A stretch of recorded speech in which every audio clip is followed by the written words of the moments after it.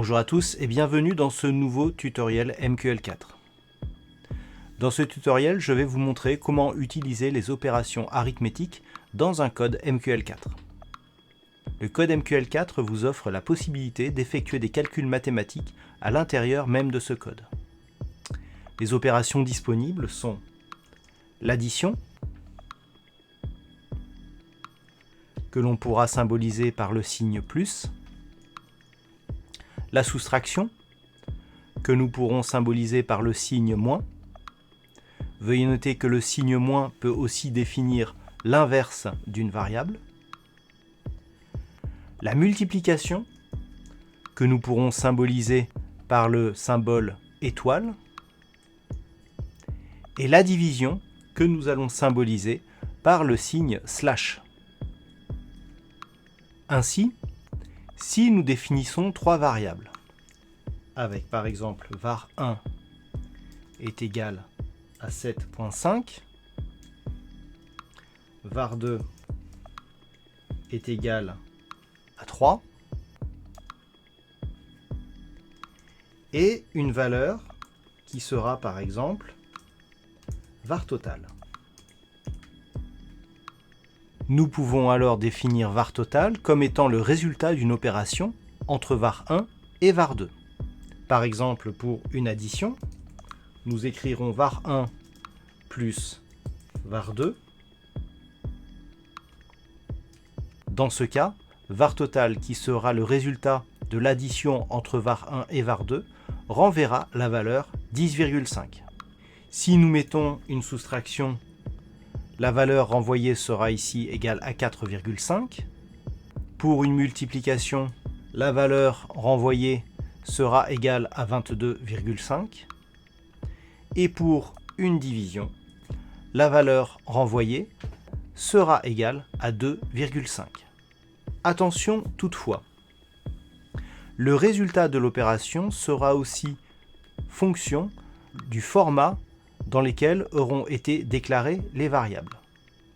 Si par exemple var total a été défini comme une valeur non décimale, ici dans le cas d'une division, le résultat de la division de var1 par var2, qui est égal normalement à 2,5, si var total a été défini comme une valeur non décimale, par ici int, le résultat renvoyé sera égal à 2. Il existe enfin une dernière opération qui, dans le cas présent, nous permet d'obtenir le reste de la division entre les variables var1 et var2. En remplaçant ici le signe slash par un signe pourcentage, vous obtenez le reste de la division de var1 par var2. Dans le cas présent, si on remplace par exemple var1 de 7,5, on le remplace par 7, la division entre var1 et var2, qui fait normalement en décimale 2,33, ici 7 divisé par 3 nous renverra la valeur 2, mais si on met un pourcentage, on renverra la valeur de reste de cette division, et ici, var total sera égal à 1.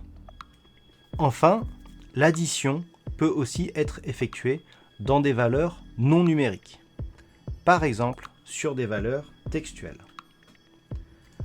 Dans le cas par exemple d'une variable textuelle var1 qui sera égale à bonjour et d'une deuxième variable textuelle var2 qui sera égale à tous, attention entre les guillemets, les espaces sont reconnus, la résultante d'une opération d'addition entre ces deux variables, si var total est défini comme une variable textuelle, nous renverra la valeur bonjour à tous. Enfin, je vous ai indiqué qu'il est possible de définir l'inverse d'un nombre. Si par exemple ici var1 est égal à 3 et que l'on définit var total comme l'inverse de var1, ici, le résultat de cette opération où nous avons une variable intégrale var total qui est l'inverse de var 1, nous renverra le résultat moins 3.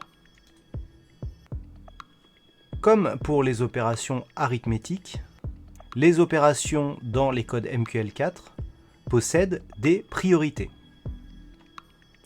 Ainsi, si nous définissons plusieurs variables, où var 1 égale à 3, var 2 égale à 2, et var 3, par exemple, égale à 4, si nous posons cette opération où var total est égal à var 1 plus var 2 multiplié par var 3, comme dans l'arithmétique, la multiplication est prioritaire par rapport à l'addition. Le code MQL4 respecte cette priorité, ce qui fait que, en l'état, cette opération calculera d'abord la multiplication, donc 4 fois 2 égale 8, plus la variable var 1, et nous donnera le résultat 11. Si par exemple nous ajoutons des parenthèses pour définir une priorité, avec ici une parenthèse ouverte et ici une parenthèse fermée, le code MQL4 va d'abord calculer ce qu'il y a entre les parenthèses, donc ici 3 plus 2, multiplié par 4, donc 3 plus 2 égale 5 fois 4 égale 20, le résultat sera ici égal à 20. Les parenthèses peuvent être aussi utilisées pour aérer un code ou pour donner plus de clarté ou de lisibilité pour le programmeur. Regardons cet exemple. Dans le code de cet Expert Advisor, qui est fourni gratuitement sur le site boursicoté.com, nous effectuons un calcul de money management où, en fonction d'un pourcentage de risque défini et de l'écart du stop loss, nous calculons l'exposition pour que, en cas de perte de la transaction, la perte numéraire ne représente pas une perte supérieure à un pourcentage prédéfini par rapport à la somme disponible sur le compte.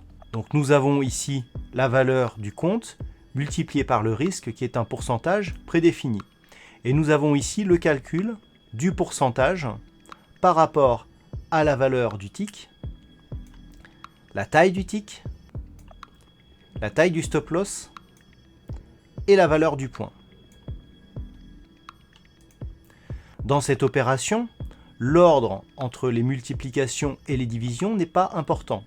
Quel que soit l'ordre dans lequel on place ces valeurs, le résultat sera le même. Par contre, le fait d'avoir rajouté des parenthèses donne un peu plus de clarté au code. Voilà donc comment il est possible d'utiliser les opérations arithmétiques dans un code MQL4. J'espère que ce tutoriel vous sera utile. À très bientôt pour un prochain tutoriel MQL4.